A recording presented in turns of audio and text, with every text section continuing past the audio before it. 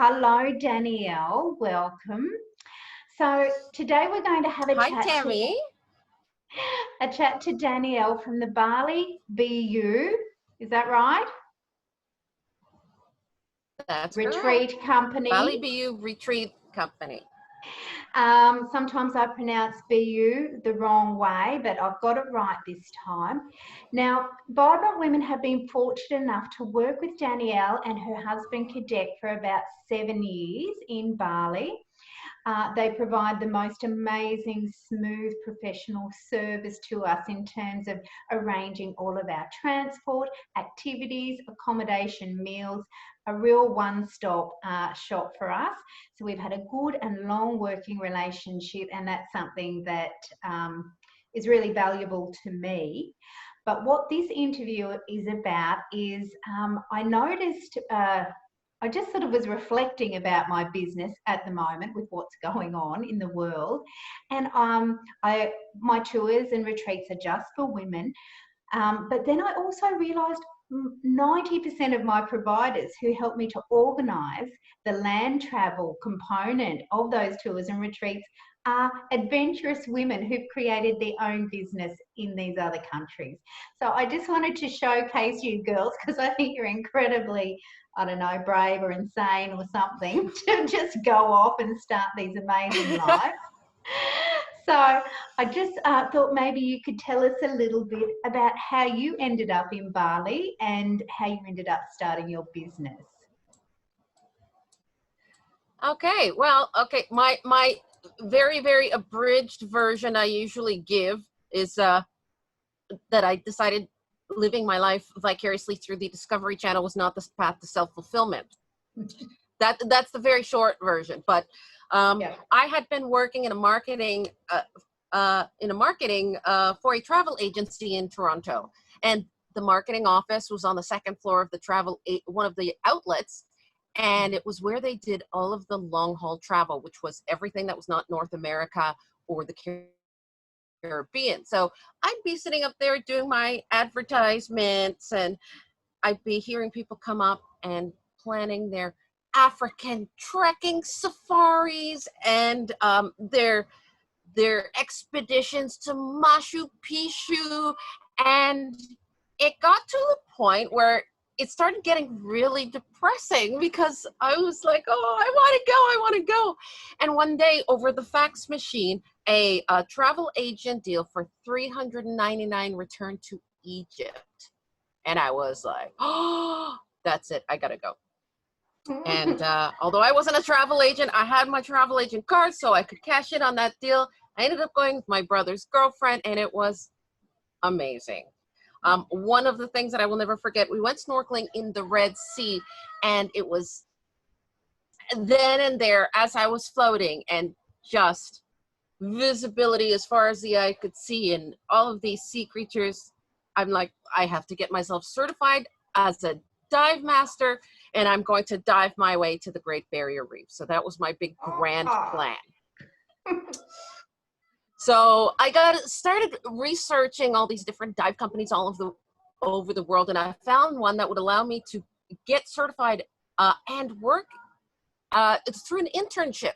So they would allow me to kind of like work with them as I logged my dive. So in order to get certified as a dive master, you have, at the time, was 60 dives logged. Now I think it's like 120, but diving's not cheap. But they would allow me to do that and dive with their groups for free and clean some equipment and, do all of that. And I did my training. So I got certified. And at that time, I thought, okay, this has been great. Time to move on. So I sent out a bunch of CVs to dive companies in different parts of the world. And I got a reply back from a place called ProDive Bali. And I know it will sound ridiculous to people from Australia. Like, I literally had to look it up on a map. Like, in relation to Canada, Bali is like the other side of the world. So at the time, Bali was a place like, Bora Bora. You go, why no, it's an island somewhere. It's got palm trees and coconuts. So I'm like, okay then. So I replied, I'll see you Wednesday. So I jumped on a plane and I go to Bali. Knowing absolutely nothing about it, like nothing. Oh yeah. So yeah, that in itself was a whole crazy experience. Now, it's the things you'll learn when you're traveling. And at the time, I see people all the time now coming to Bali. They want to come here and they want to move here and they want to live here and they want to get a job here, but it's like you can't just do that. So in terms of the legalities of working, and then they're like, okay, well, you know what, we can't really pay you, but we'll pay for your lodging. And I'm like, oh, okay, well, so it was kind of like an adventure, traveling and going around. I'm like, okay, I can do this for a while. So we were doing that, and, you know, I'd be taking people diving and every day, and it was fun, but I wasn't technically making any money. I wasn't spending a lot, but I wasn't making any money. And, you know, I thought rather than being stranded on the other side of the world with nothing, I need a much more sustainable plan. I thought, like, I'm not finished with Bali yet. So I'd gone home. I was there with the idea of coming back with a much more sustainable plan so that I wouldn't run out of money and I could, you know, go to the doctor if I got sick or something, you know. I ended up getting certified as an English teacher. That's right. And I did come back to Indonesia, but I ended up in North Sumatra. And which is a very different place to Bali. It's a completely different place, but it is also an amazing place. One of the reasons, well, Bali wasn't hiring. Jobs are a hot commodity in Bali. Like, it's not easy to get a job here. Yeah. Even when you have the right permits and documentation and all that, it's not easy. But this place in North Sumatra, it wasn't the city itself, but it's proximity to other places of interest, and the school was really well organized. It was really professional sort of institution, and I thought, yeah, you know what, this is a part of the world I've also wanted to go and see. Last place outside of Borneo, they still have orangutans. I'm like, okay, I'm in. So I was there, and I was, after 2 years, I ended up becoming the director of studies for the school. The first time I had come to Bali, I had met Kadek, who, you know, my now husband, and really, like, super sweet guy, really nice. And I remember saying to him at the time, don't get too attached, because I don't know where I'm going to be in the next 3 months. You know, I was not looking for a boyfriend or a husband. Like, I was like on my mission to go see what's out there, right? So and he's like, yeah, okay, whatever. So when I had gone back, we kept in touch. Well, we emailed and stuff. And so when I came back, I'm like, yeah, so I'm back. He's like, okay, I'll come up for a visit. And it had been 1.5 years since I'd seen him, and it took about 30 seconds of him walking through the door for me to go, yeah, okay, now I remember why I liked you the first time around. So we ended up, he stayed for a couple of weeks, and then we ended up doing sort of like, I had some time off and I would go down to Bali, or he would travel up there. He ended up actually quitting his job in Bali, moving up to Medan in North Sumatra, and getting a job as the manager of a bar and restaurant. And so we were there. My contract as the director of studies was for 2 years, and I wanted to finish the contract before I left. So he actually went back a couple of months before that happened to prepare for the wedding. And then we got married in Bali. I'm trying to sort of like speed this up here. Okay.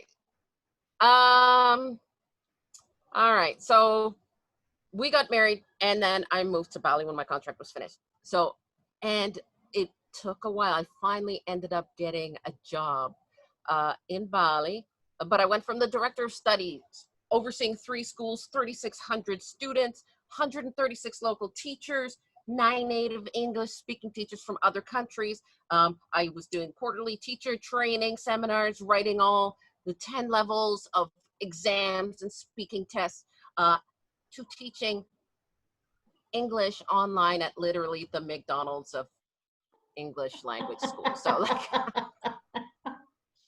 the things you do for Yeah. love and So wanting to live it was a little bit of a downturn. Yeah. But uh, uh, one day I saw this advertisement in the Bali Advertiser for a general manager for a resort in North Bali. And because my background was in marketing and graphic design, I'm like, and I'm in Bali. Yeah, I'm like, exactly. oh, that's a perfect fit. So I got that job. We moved up to the north. And then I ended up changing from that resort to another resort, doing marketing and their retreat facilitator. And Kadek got hired at the same resort as the manager and organizer of transportation. So after 2 years, we had brought them from having one retreat group a year to 13 groups a year. And neither of us were getting paid very well. And we're doing all the work. And it was during this time I realized that there was a gap in the market, because I had asked groups, okay, so this resort was on your short list. Why did you choose us? And they said, because of you, because you answered my emails, because when I ask 20 questions, you don't wait a week to reply to only 3 of the 20 questions I asked. You actually replied to all of my questions same day, and you actually gave me more information that I didn't even think about asking. Yeah. So, and then it was then at that time that I realized it's not, you of all people will know it's not that easy trying to organize something in a different country. And I thought, rather than, making money for someone else. Yeah. You can work for and yourself. We decided to start our own business. And instead of just having one place to offer, we could offer all the places that Bali has to offer. So and Bali Retreat Company was born, and that's how. And I was going to say long story short, but that was a long story, sorry. But we love it anyway. We love to hear all about that. But how long have you been living in Bali now? In Bali, 2006. It's 2020 now. That's what, 16 years? Oh, 14 years. 14 years. Yeah, so it's been a long time. So, I said before I started recording, we were having a little chat, and I said, look, you're really a local now. Do you feel like a local? Can you ever envisage yourself going back to Canada, or what do you think about that? Not really. This is home. And the one thing about I have traveled to other countries, or I always felt like an outsider, like a tourist, even if I was living there. Like, I don't know, there's something about Bali and the people here that are not only welcoming, but accepting. And I really don't know how to explain it. You just feel at home, and anyone who knows this me feels like home. This is home to me.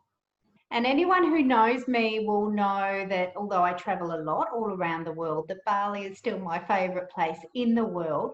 And I just want to say, even though Bali is my favourite place, girls, you might be noticing watching that sometimes Danielle's internet's a little bit slower than ours. So sometimes when you live in paradise, these are the glitches that you're going to have. But what else have I got here? So how do you think, so you've talked a bit about your business, you've talked about how long you've been in Bali, and I know your beautiful husband, Kadek, because I've spent many an hour in the car with him, and sometimes even being very car sick, and he's had to pull over and stroke the back of my head as I'm vomiting out the side of the car. He takes such good care of me, although he does usually try to palm me off onto one of the other drivers if we've got to go over the volcano, or knock me out with some drugs. So, But my favourite part is the first time I went to the Badoogal markets and I was getting so sick. We were coming back, I think, from North Bali back to Ubud, and he's like, "Hang on, Tammy, we're nearly there." And I'm like, "Nearly where?" Because I'm on the, the side of the car like this.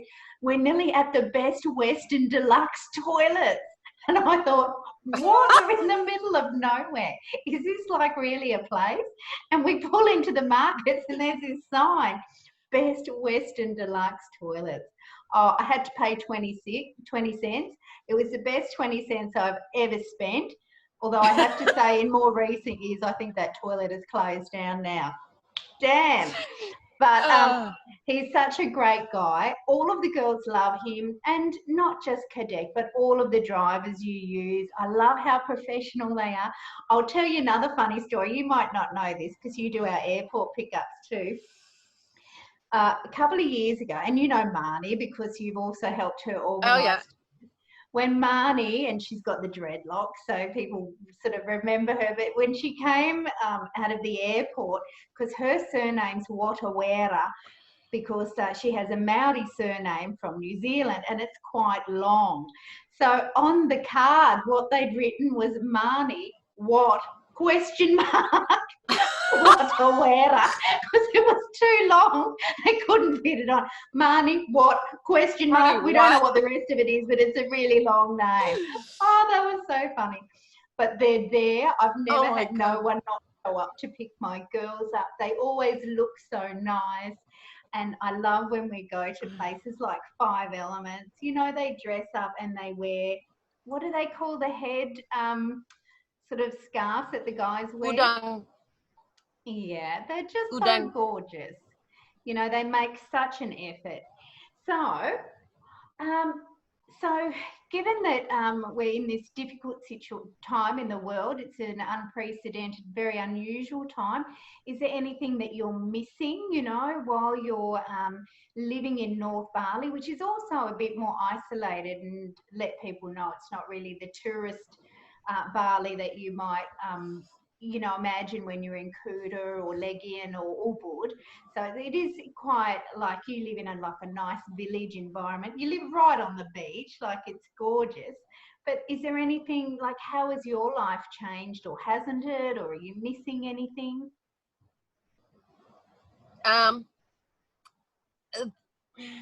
Okay, the two big things here, lack of dairy in the diet. So no cheese.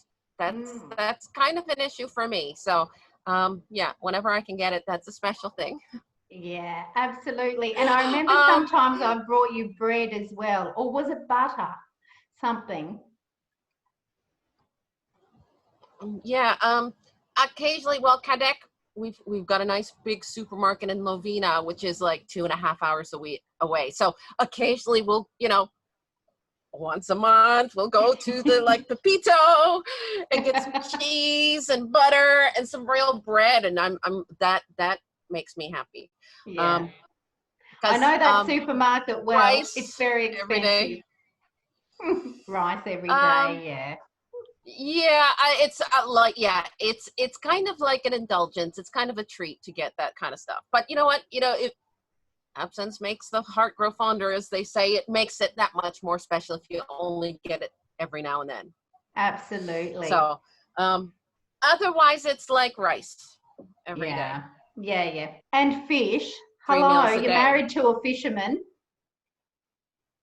Oh yeah. Well, no, fish and chicken and pork, but everything with rice. Rice is the common denominator with everything. So that's something too that I think about when I bring women to the north and the east of Bali, is that you guys actually have really beautiful connections with your local community and can sometimes take us to see, the regular village life that you don't see when you're a tourist on holidays. So So tell me a little bit about that. I think that is something that makes a visit that much more special, to have people come and see things that they know most people don't get a chance to see.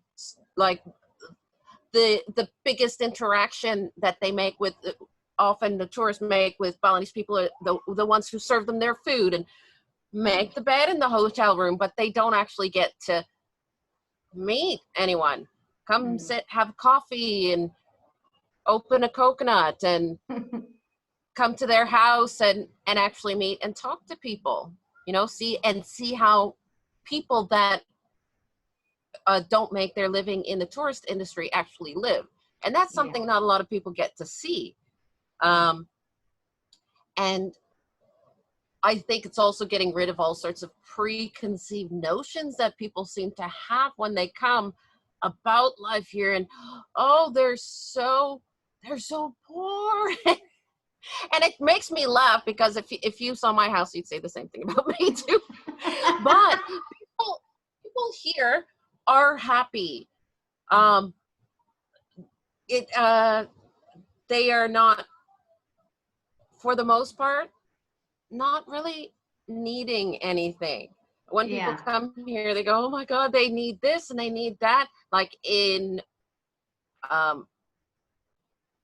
kind of look at things in terms of what they think they would need, and they couldn't live without. So I think it's actually like a very eye-opening, horizon expanding experience for a lot of people to come and see. And people are actually happy. They are happier than most people I know that live in North America, and they have not nearly as much, but they have what they need. And it's a different family structure too, which is very supportive, and the whole family lives in the family compound. Not like us in the West, where you have to purchase your own house at great expense, and so you have to have a career, and we're very material focused. There's a lot more focus on just caring for your community, and also being part of the faith, of the Hindu faith. It's very community driven. Danielle, I go nuts that there's a ceremony every 7 days or something. We have to plan all our retreats around, big events, because things close down, roads get closed. God, yeah. There's always something happening. But anyway, that adds to the and even if it's not scheduled, somebody's getting married, or somebody died, or somebody, having a temple ceremony that for their little family temple in the field, but here comes the procession and shuts down all the traffic. Like, Bali runs on its own time. That is one of those things.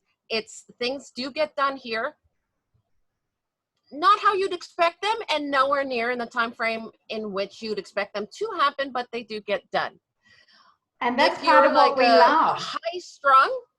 High-strung person who's very susceptible to stress would either have a heart attack and die from overstress, or this would help them mellow out, just to relax, because it's one way or the other. I have had to mellow out a lot living here. Otherwise, I would be a complete nutcase.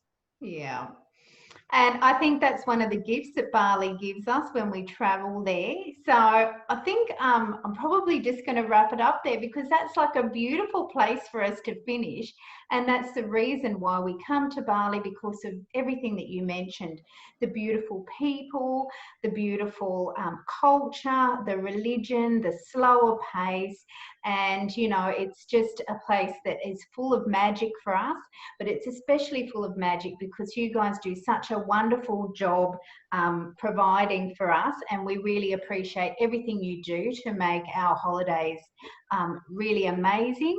And nothing's ever perfect, but I just love how anything that comes up, it just gets fixed, and you just take all the stress and worry out of it for me.